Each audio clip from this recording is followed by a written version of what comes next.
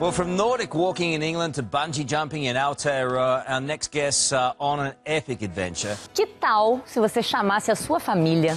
50 viikon aikana 50. Since October, health and fitness personalities Paul and Jacqui Brown, along with their 9-year-old son Ben, have been traveling around the world promoting sports and healthy lifestyles. Well, first of all, what is behind this whole challenge? What are you doing it for?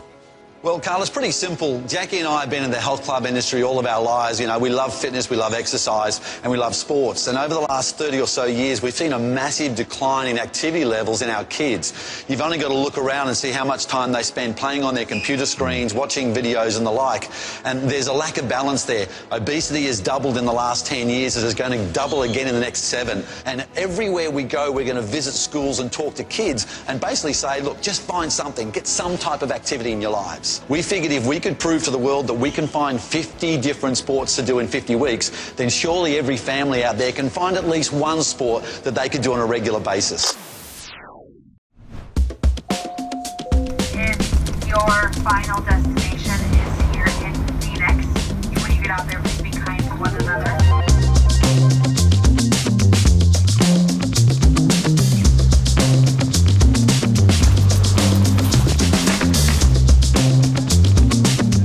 Sports in 50 weeks brings us to Phoenix, Arizona. We're here for the LPGA Founders Cup and to be with the defending champion and our mentor, Karrie Webb, because this is Golf Week.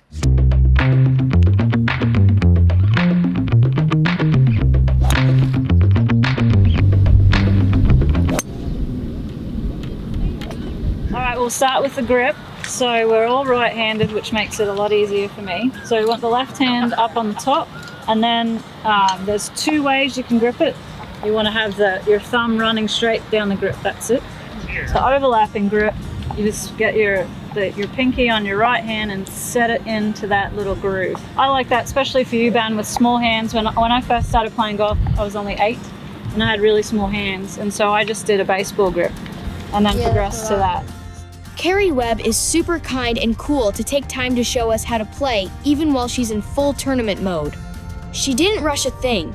She started with the basics, getting us to throw the ball by hand to learn balance, rhythm, and how our bodies should move through a swing. Then we picked up the golf clubs and started hitting for real.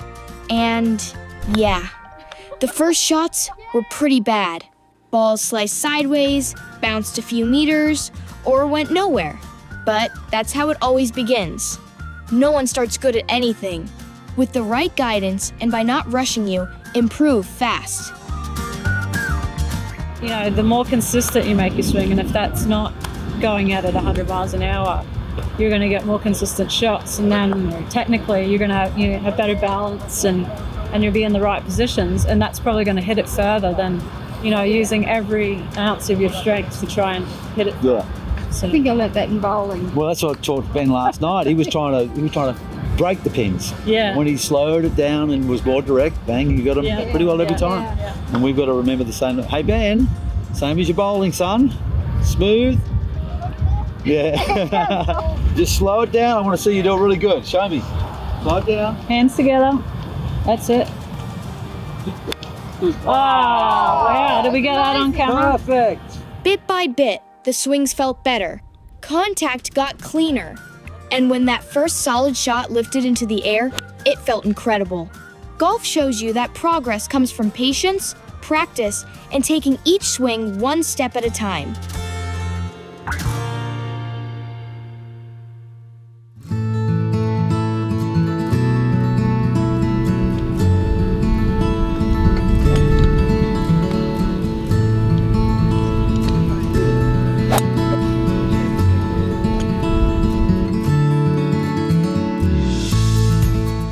So let's talk a bit about how did Karrie get into golf? What was the impetus that got you to pick up a club and start swinging? It was a family sport. My parents and my grandparents both started the game right around when I was born, and I grew up in a country town in Australia, so I had a lot of access to the golf course, and I just wanted to be like my parents. I guess I was the oldest in the family. But then obviously I like to compete. It was always nice to bring home a trophy. That's always inspiring as well. But actually my first trophy, which I still have, when I competed as an 8-year-old, I won the Encouragement Award, or it was called the Encouragement Award to me, but in some respects it can be called the Bradman Award in Australia. So I'd shot the highest score of any of the girls in the competition. But I didn't know at 8 that that's what it meant. I just thought that's not good. Yeah, right. At 8, I thought that meant that they thought I was pretty good. So for me, it was just this little purple little vase that would hold, 2 or 3 roses. Like, it's just this little vase. It's not even a trophy. But, for me, that I got to go up and accept that at presentations was very inspiring for me. It's a great sport to meet a lot of good people and a lot of good friends, and something that you can do for your whole life. A lot of other sports, by the time you're 30, 40, 50, you can't play them anymore, but it's something you can do for your whole life.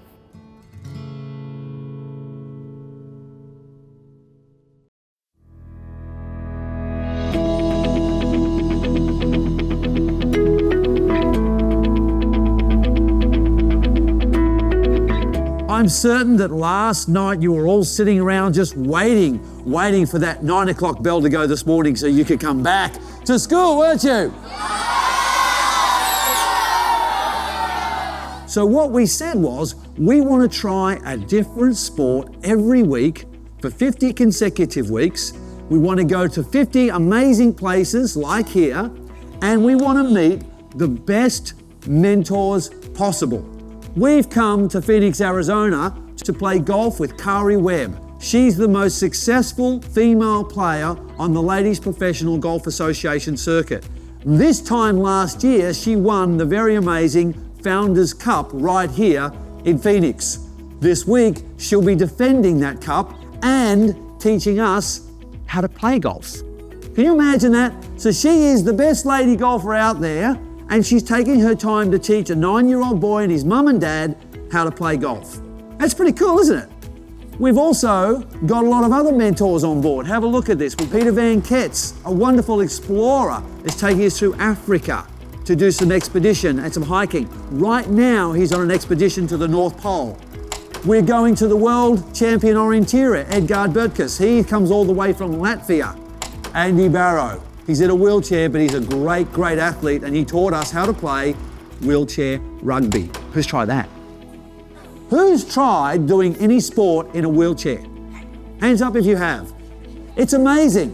You think when you see someone in a wheelchair that they're disabled. They are not. They're diff-abled. They have different abilities.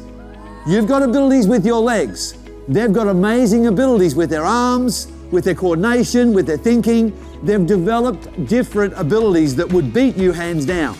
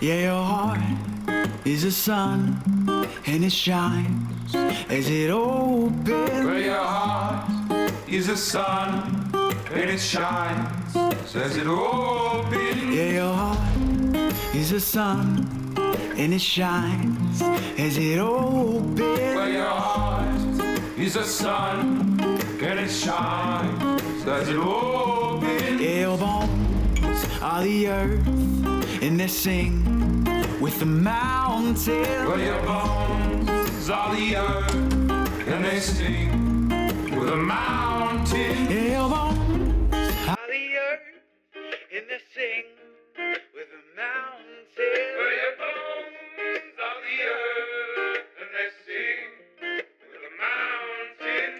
Why would you look outside yourself?